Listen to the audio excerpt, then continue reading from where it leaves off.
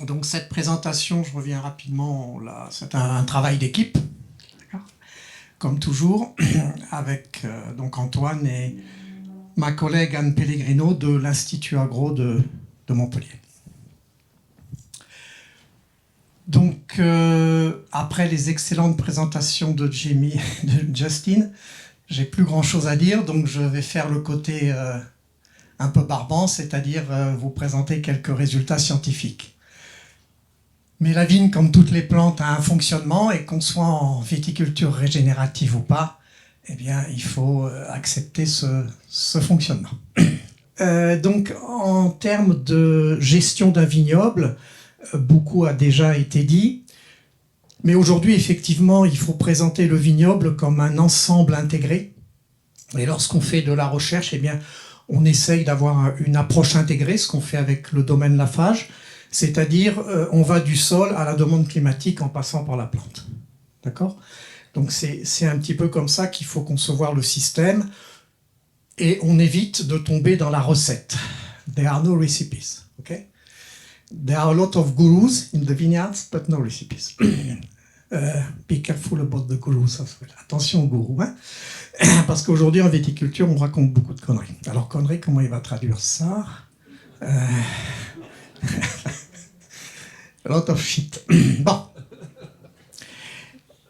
Et évidemment, le sol est très très important. Et quand on parle de sol, on va parler très rapidement de système racinaire. D'accord? C'est important.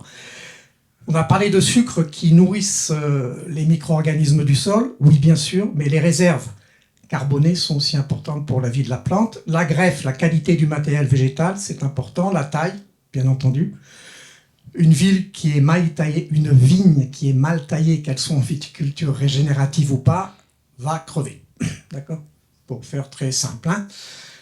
L'équilibre de la vigne, bon, on ne va pas en parler. Et puis, on va parler un peu de transpiration, et la demande climatique est très importante.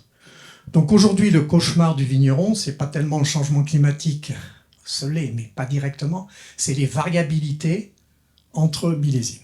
Hein, ici, on a eu combien? 3 ans de sécheresse, et là, il est tombé 500 mm. Bon, voilà. Et puis peut-être, j'espère que non, il va geler après les bons. Bon, espérons que non. Donc les variabilités entre millésimes, c'est ça le problème. Je vais pas trop doucement, là, ça va ? Ok, alors, on a beaucoup, enfin, Justin et Jamie ont beaucoup parlé du sol, et c'est très important. Alors, le sol est très important, non pas parce qu'il donne le goût au vin.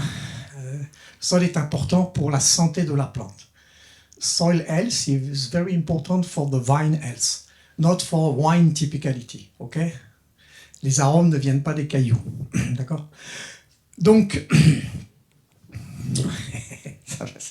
je commence à taper fort là, c'est pas bon.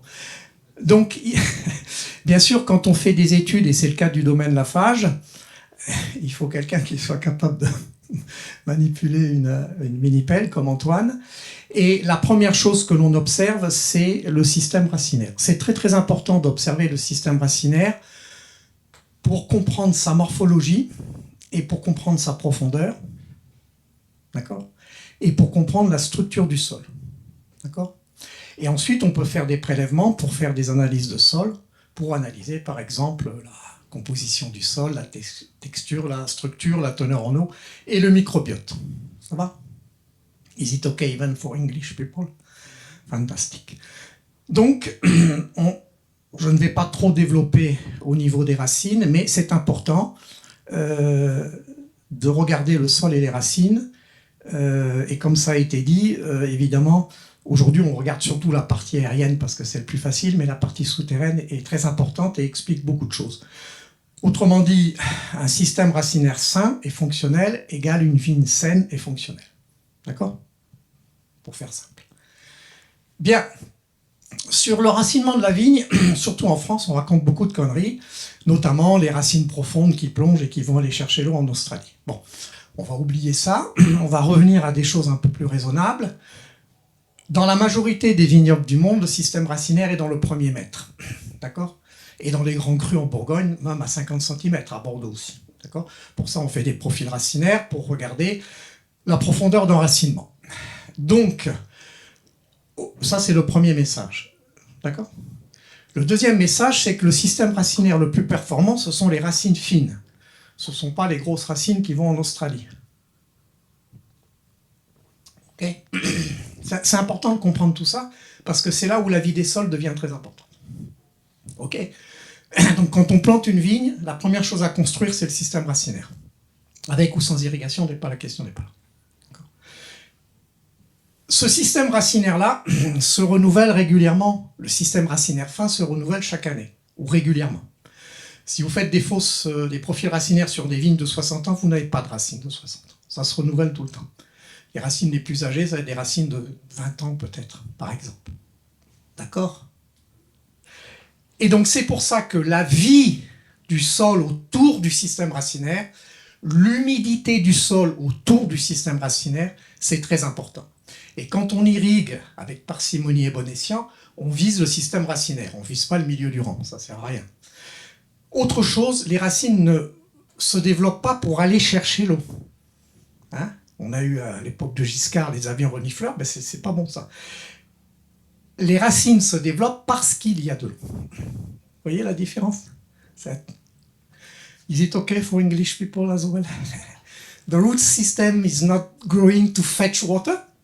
The root system is growing because there is water. Okay? And this is why irrigation is not a problem at all. And with irrigation, you bring water where the water should be. Okay? And not where the water should not be. Ça va? This is why drip irrigation is certainly something interesting. Bien. On passe rapidement. Ça c'est juste, j'allais faire en anglais. Ça c'est juste pour résumer le fait que quand on veut estimer la pertinence de la vie du sol, il faut, au niveau de la vigne, choisir les bons indicateurs. Quels indicateurs, en tant que scientifique, quels indicateurs on va mesurer au niveau de la vigne pour montrer qu'il y a de la vie dans le sol. Et la question, c'est quoi la vie dans le sol? Comment on analyse et on évalue la vie dans le sol? D'accord? C'est pas simplement une masse microbienne. Parce qu'il y a des micro-organismes positifs et des micro-organismes négatifs. D'accord? Il y en a beaucoup, il y en a des milliards. Donc c'est pas un sujet simple. Okay? Et donc effectivement, si on a les bons indicateurs, comme par exemple la photosynthèse au niveau de la vigne, eh bien on peut essayer de faire des relations indirectes, c'est toujours indirect, entre la qualité du sol et le fonctionnement de la vigne. D'accord? Et alors, un autre message, on le verra avec la présentation de Jean-Marc, attention aux relations, I'm sorry to say that now, but be careful with the relationship between viticulture, regenerative viticulture and wine aromatic profiles. It's not that obvious. Okay? Pourquoi? Parce que si vous êtes en viticulture régénérative ou en conventionnelle, c'est mieux d'être en viticulture régénérative, bien entendu. Et que vous avez un mois de vague de chaleur, ça va bien sûr vous foutre en l'air votre vendange. D'accord? Que ce soit en régénérative ou pas.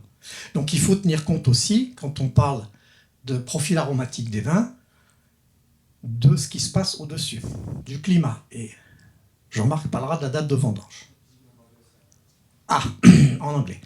So, when we speak about regenerative viticulture, if you compare to conventional, if you have 1 week or more of heat wave, a heat wave is maximum temperature for a few days above 38 degrees, you will change the wine aromatic profiles, irrespective of the fact that you are in regenerative viticulture or not. Does it make sense?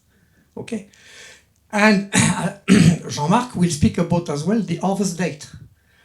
So, what is happening below ground is very important, it's crucial. But what is happening above is as well very important. Ça va? Fantastique. Alors, bon, quand on parle du climat, c'est le rayonnement, ce que vous avez montré, la température, l'eau, le vent et l'humidité de l'air. D'accord? C'est une des caractéristiques du terroir, c'est le climat. L'autre, c'est le sol, et après, c'est le cépage, etc. Bien. Alors, tu m'avais dit que tu avais traduit. Oui. Donc, la vigne va absorber l'eau et les éléments minéraux, principalement grâce aux racines fines. D'accord? Système racinaire qui est dans le premier mètre, je vous rappelle. Et effectivement, la vie microbienne autour des racines, c'est ça qui va faciliter l'absorption de l'eau et des éléments minéraux. Ce n'est pas des racines profondes qui vont à 3, 5, 6 mètres ou je ne sais pas où. D'accord? Ça va, c'est très important de comprendre ça quand on parle de gestion du sol, de l'irrigation, etc. It's very important to understand that. Okay? The more efficient root system is what we call in English the fine roots. Okay? And the fine roots are very efficient to absorb water and minerals, and this is where the life of the soil around the roots is very important. Et effectivement, les racines relâchent du sucre pour alimenter les micro-organismes qui vont l'aider à absorber.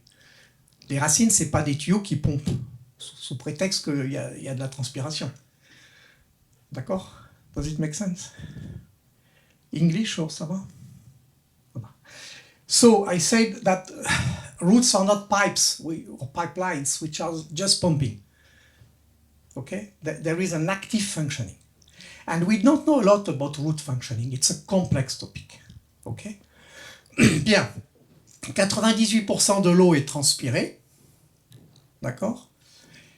Et pour produire 1 litre de mou au vignoble, il faut entre 250 et 350 litres d'eau. C'est pas beaucoup.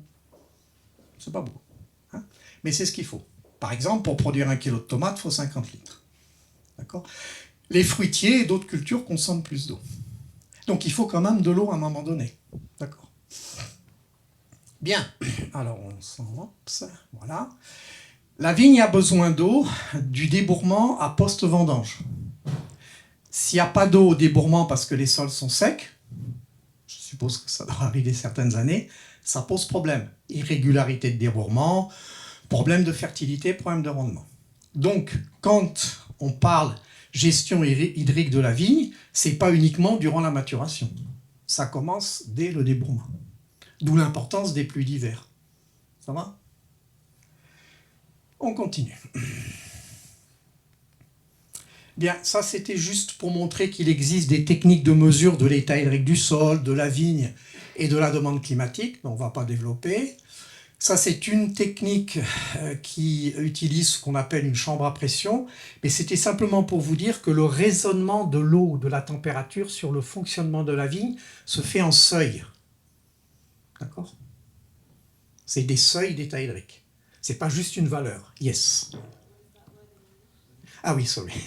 So the reasoning of the effect of water and temperature on grapevine functioning, it's about thresholds.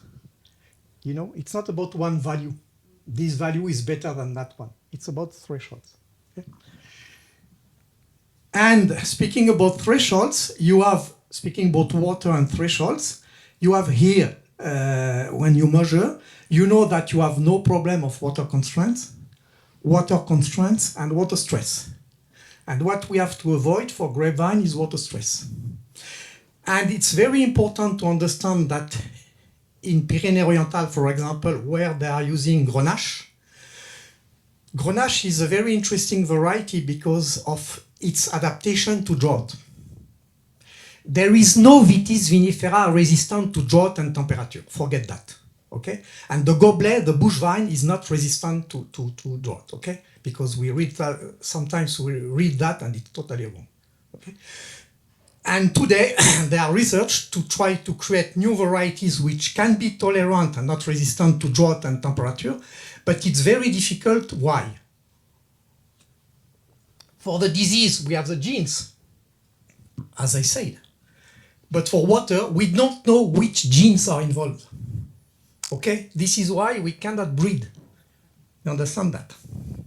So, and the research is working on that topic. Okay? Oui? Je peux le dire en français. Which one? Ah oui, pardon, je suis perdu. Next time it will be in Chinese. Donc,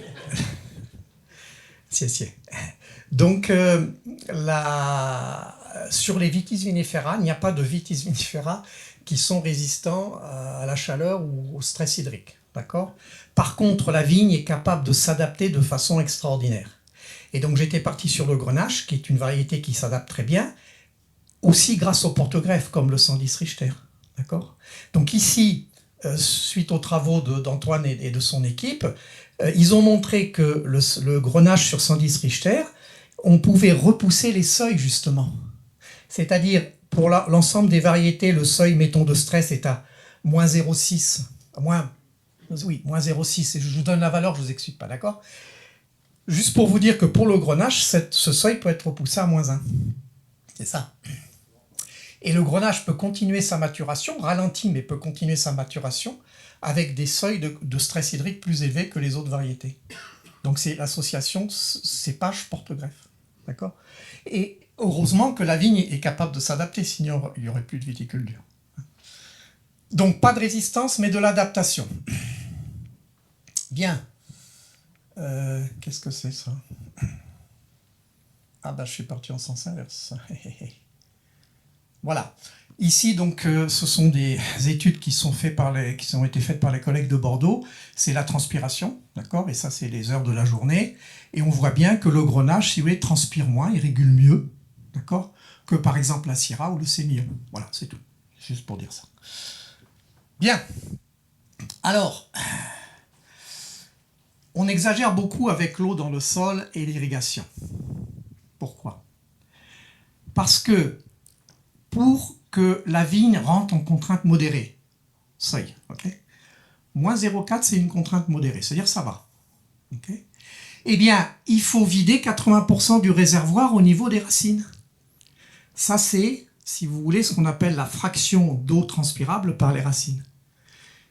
It's a fraction of transpirable water at the root system level. Okay? So, for the vine to start to be just in a moderate water constraint, which is okay for the red varieties, for example, then you need to empty the water around the root system up to 80%. So you don't need a lot of water. And this is why we can have what we call precision, more than precision irrigation, ce qui a été développé par les domaines Lafarge, puisqu'ils arrivent à irriguer avec 500 mètres cubes par hectare. C'est rien, ça fait 50 mm. Does it make sense? Okay. Ça va? Bon. Alors, juste pour complexifier encore, il faut comprendre que les tailles de la vigne se raisonnent en seuil, mais aussi ces seuils d'eau et de température vont affecter le fonctionnement de la vigne différemment. Donc, par exemple, si vous avez une contrainte hydrique forte de débourrement à floraison, vous allez affecter la croissance et le rendement. D'accord ? Donc, il faut plus d'eau pendant cette période qu'après, par exemple. OK ? Ça va, English, OK ? Je passe. Par exemple, si vous voulez, la conductance stomatique va diminuer pour une teneur en eau du sol qui va être supérieure à la teneur en eau du sol qui va faire diminuer la photosynthèse. D'accord ? Vous comprenez ça ? D'accord. Ça va ? Et donc, quand on fait de la recherche, on regarde à tout ça, c'est pas facile. Okay ? Mais globalement, bien sûr, il y a de l'adaptation. Bien. Antoine. Ce sont tes résultats. Ça marche ? Non, on prend ça. Donc juste rapidement pour commenter ce slide, c'est issu de travaux qu'on a menés donc avec l'équipe de recherche du domaine Lafarge. C'est publié dans une revue australienne qui s'appelle Vitis. Et vous avez le poster ici qui récap, qui a été présenté au JESCO par Anne Pellegrino l'année dernière. Donc c'est les travaux de Pascal Marty, Alain, François Collin, Anne Pellegrino et moi-même. Et donc juste l'idée, c'est comme le disait Alain, on arrive à irriguer avec pas beaucoup d'eau. Donc on s'est fixé 500 mètres cubes hectares. Là en l'occurrence c'est en 2022 de Véraison à la vendange. Vous voyez il y a 3 pics qui correspondent à 3 irrigations et ça ne représentait finalement même que 190 mètres cubes, donc 19 mm seulement. In this graph we are showcasing that there are 3 peaks of irrigation, and the total amount of the 3 peaks gives 190 cubic meter per hectare, which is only 19 millimeters, which is quite nothing if you compare to the usual amount of irrigation that are used worldwide, especially in the Mediterranean climate. L'idée derrière de comment est-ce qu'on va piloter nos irrigations, c'est justement de reprendre les seuils qui sont développés déjà depuis plusieurs années par les professeurs de physiologie. Et donc nous, si on reprend le concept introduit par Alain de FTSW, on sait qu'on va se mettre des seuils. Par exemple, au débourrement, on va éviter de descendre en dessous de 0,40 de FTSW. C'était pas le cas à cette période parce qu'il avait beaucoup plu en 2022. Ensuite, pour le reste de l'année, on va se mettre un seuil à 0,20 et vous voyez que dès qu'on s'approche de ce seuil, on envoie une irrigation qui a été calibrée en fonction de la profondeur racinaire. How we do irrigate there is that we are following the concept of threshold developed by ecophysiologists of the vine, de Loire and Pellegrino, most of them. For example, at bud bursts, we will always try to avoid 40 less than 0.40 FTSW, which was not the case in 2022, as we were already above. But then we will try to avoid the 0.2 threshold, and this is why each time you approach this threshold, we are launching an irrigation that has been calibrated specially because for our vineyard with the special root system and other things. Just to complete, because it's very important to measure, okay? We can know, it's difficult to walk in a vineyard and say you have to do that, and that's good, that's good. If you don't measure, you don't know, ok? Bon, c'est facile à comprendre. Ici, c'est intéressant de mesurer parce qu'on voit que il a plu, donc le réservoir est plein, le sol est plein d'eau, d'accord? The soil is full of water because of the rain. But now, when there is no more rain, okay? What will happen? The vine will transpire and the soil will evaporate. It's two different things, okay? And then you see that the amount of water in the soil will decrease. So it's not because you have full water at bud break that it will be okay in July or in August, okay? This is why we need to measure to see if, irrespective of the rainfall here, it will be still okay during the season. Ça va? And then it's just the same, but for 2023, I will come back on my presentation later on these topics. Yeah, that's it for me, for now. For now. Okay, we are almost done, fortunately. So, Jamie spoke about bush vines, which is gobelet in French, which is a small training system. So we do the difference between small training system and big training system. A small training system will, for example, evaporate or transpirate, 2.5 liters per day in summer, okay? If you have a big training system, like this sprawling training system in Australia, which is very clever in a warm and dry climate with irrigation, this big training system can transpire 10 times more. Why? Because as I told you, the transpiration, the loss of water is due to the leaf area. Okay? More leaves, more transpiration. Plus de feuilles, plus de transpiration. So when we speak about water consumption, it's not the crop which is consuming water. It's the leaves associated to the crop. More crop, more leaves, more transpiration. Ça va? Allez. Now, as it has been presented, if you have water, you can have big training system, low density, small training system, big density, or high density. And again, there is no relationship between wine quality and density. Okay, please forget that. And irrigation is not bad for the wine. Okay, forget that as well, definitively, because we hear a lot of bullshit stuff in French about irrigation, which is just bullshit. Voilà. Voilà. Et quand il n'y a pas beaucoup d'eau, eh bien, when you don't have a lot of water, you will go for a small training system and low density. Anyway, if there is no water, the vine will regulate. Okay? So anyway, you can have, if you have a big training system without water, it will become a small training system. C'est logique. Ça va?